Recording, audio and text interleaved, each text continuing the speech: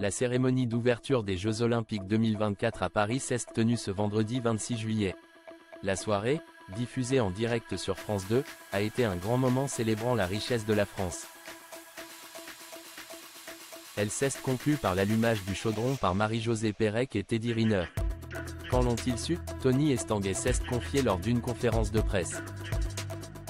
Le 26 juillet 2024, Paris a vibré au rythme des Jeux Olympiques, marquant une nouvelle page dans l'histoire sportive et culturelle de la France.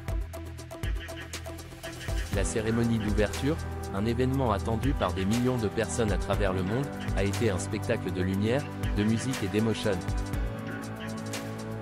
De nombreux artistes sont venus performer sur la scène, comme Lady Gaga et sa team burlesque, Aya Nakamura et la garde républicaine, mais aussi et surtout, la tant attendue Céline Dion, triomphante sur la Tour Eiffel.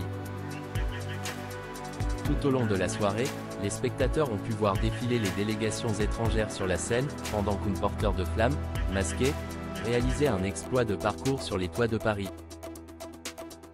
Mais ce qui a véritablement marqué les esprits, c'est l'arrivée de la flamme olympique et l'allumage du chaudron par deux légendes du sport français, Marie-Josée Pérec et Teddy Riner. Et quel chaudron? Une montgolfière qui s'est envolée dans les airs. Une proposition, très tardive. En conférence de presse, Tony Estanguet, président de Paris 2024, a révélé les coulisses de la sélection des derniers porteurs de la flamme olympique, soulignant la stratégie secrète adoptée pour cet événement mémorable. Il a confirmé qu'il n'avait pas informé les deux athlètes de leur rôle prestigieux avant le matin de la cérémonie.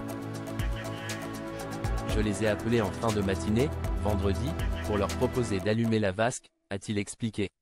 Pour Tony Estanguet, le choix de ces deux athlètes s'est imposé naturellement. Pour moi, Marie-Josée Pérec et Teddy Riner incarnent toute la magie du sport français. Leur choix était une évidence, a détaillé le président de Paris 2024. Il savait d'ailleurs qu'il serait disponible et prêt à accepter cette mission, a-t-il confié. Je tenais à garder le secret le plus longtemps possible, a-t-il poursuivi. Cette approche s'inspire des Jeux d'Athènes 2004, où le dernier porteur de la flamme, le grec Nikos Kaklamanaki, avait également été informé à la dernière minute. Il avait été prévenu le dernier jour. Je me suis dit, pourquoi ne pas faire la même chose, a conclu Tony Estanguet.